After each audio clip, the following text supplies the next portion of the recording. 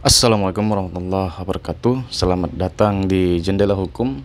Tentunya masih bersama saya Liam Sah Panjaitan. Baik, di video kali ini kita akan membahas tentang pertanyaan-pertanyaan seputar perceraian yang sering ditanyakan di channel Jendela Hukum. Jadi ini part 2-nya. Kemarin saya sudah membuat part 1, ada 5 pertanyaan yang sering ditanyakan juga, dan itu sudah saya jawab. Jadi di video kali ini ada pertanyaan, apa saja syarat untuk mengajukan gugatan cerai? Itu yang pertama. Yang kedua, apakah gugatan cerai harus ada bukti? Yang ketiga, kemana gugatan cerai diajukan? Apakah ke pengadilan agama atau pengadilan negeri? Yang keempat, siapakah yang bertanggung jawab menafkahi anak kalau bercerai? Yang kelima, bagaimana pembagian harta gono gini kalau bercerai? Baik, jadi di video kali ini kita akan membahas ini dengan bahasa yang sangat sederhana yang mudah dipahami. Tapi disclaimer, saya tidak menyarankan bagi kawan-kawan untuk melakukan perceraian. Sebaiknya selesaikan permasalahan rumah tangga ya dengan cara kekeluargaan. Upaya perceraian merupakan upaya terakhir. Apalagi yang punya anak, kan begitu.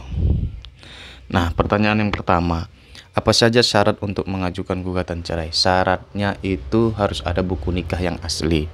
Apakah harus 2? Nggak mesti. Boleh 1 saja, tidak mesti harus 2. Kalau hilang bagaimana, Bang? Kalau hilang boleh minta duplikat ke KUA, atau yang beragama non-Islam bisa meminta akte nikah ke Capil. Jadi syaratnya hanya itu ya, buku nikah ataupun akte nikah bagi yang non-Islam. Kemudian KTP, kalau ada anak maka ditambahi dengan akte kelahiran kalau ada, kalaupun tidak ada tidak apa-apa. Baru nanti setelah itu maka dibuatlah dokumen gugatan.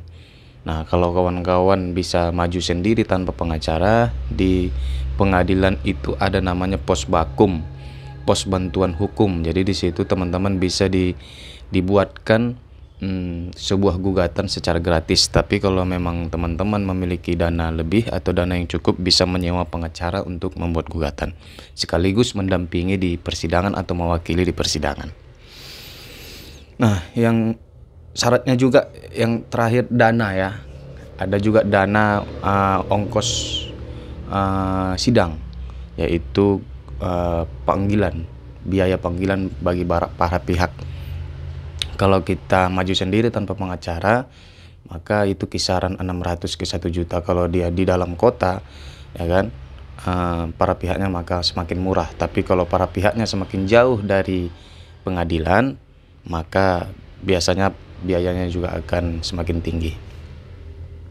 Kemudian apakah gugatan cerai harus ada bukti? Ya, tentu harus ada bukti. Kalau misalnya gugatan cerai itu diajukan karena sering bertengkar, maka buktinya merupakan saksi.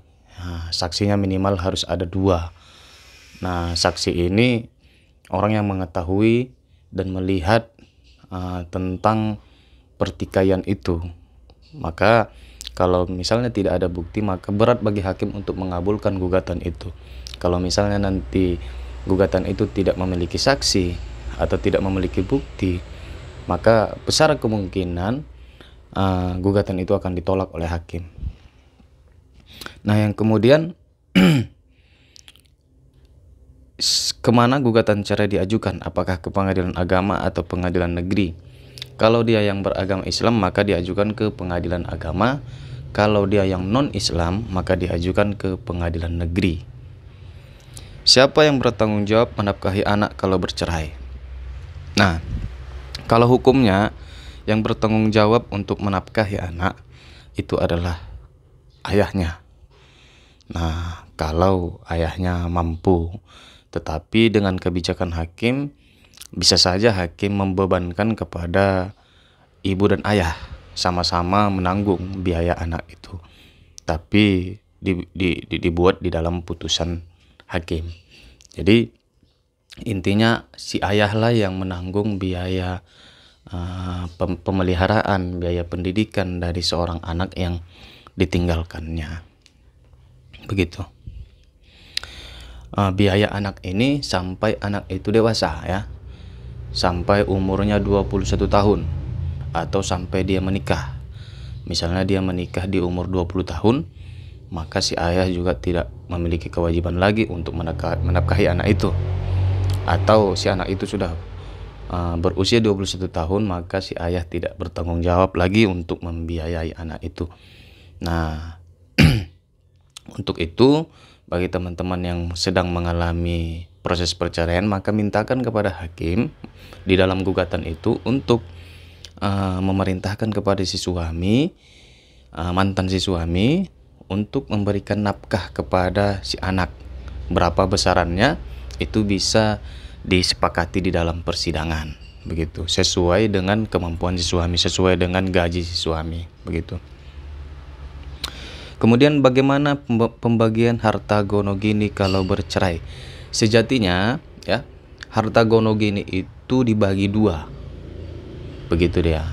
Maka itu bisa dilakukan melalui persidangan atau bisa dilakukan di luar persidangan melalui secara kekeluargaan dengan si suami. Tetapi kalau memang itu tidak bisa dilakukan, maka mau tak mau itu harus dilakukan di depan persidangan, di depan hakim. Nah, gugatan harta gonogini ini juga bisa digabung di dalam gugatan perceraian dan bisa juga dipisah. Itu tergantung kemauannya para pihak ya. Kalau misalnya gugatan itu digabung, maka dia akan berimbas kepada lamanya waktu persidangan karena banyak pemeriksaan yang akan dilakukan. Begitu, memeriksakan tanahnya, memeriksa surat-suratnya, begitu kan, memeriksa asal-usul harta itu. Karena yang dinamakan harta gonogini ini adalah harta yang didapat setelah pernikahan. Kalau sebelum pernikahan, maka itu namanya harta bawaan masing-masing, dan itu adalah hak dari siapa yang membawa itu. Misalnya sebelum nikah si suami sudah memiliki rumah, kan begitu, maka ketika dia menikah, hak rumah itu walaupun ditempati bersama itu adalah hak mutlak dari si suami. Sampai nanti apabila bercerai, maka rumah itu akan menjadi hak suami karena itu adalah hak harta bawaan dia. Tetapi setelah pernikahan, ada misalnya membeli tanah, kebun, maka itu menjadi harta bersama. Walaupun harta itu merupakan hasil kerja dari si suami, maka ketika nanti perceraian, maka harta itu harus dibagi dua. Begitu dia hukumnya. Ya, jadi mungkin itu yang bisa saya sampaikan. Kawan-kawan yang memiliki pertanyaan seputar perceraian atau hukum, boleh komentar di bawah. Nanti kita akan buat seperti ini lagi, Q&A, tanya jawab. Ya, mudah-mudahan ini bermanfaat. Sekali lagi saya bermohon ya, saya pribadi bermohon, saya pribadi menyampaikan, hindarilah perceraian. Upayakanlah jalan keluar dengan menyelesaikan secara kekeluargaan apabila memiliki permasalahan. Saya doakan teman-teman yang memiliki permasalahan rumah tangga, permasalahannya cepat selesai, bisa kembali seperti sedia kala, bisa berbahagia seperti sedia kala ya. Jangan lupa dukung channel ini dengan cara subscribe, like, komen, dan share. Bagi kawan-kawan yang mau berkonsultasi bisa WA saya di nomor saya. Mungkin itu saja, mudah-mudahan video ini bermanfaat. Assalamualaikum warahmatullahi wabarakatuh.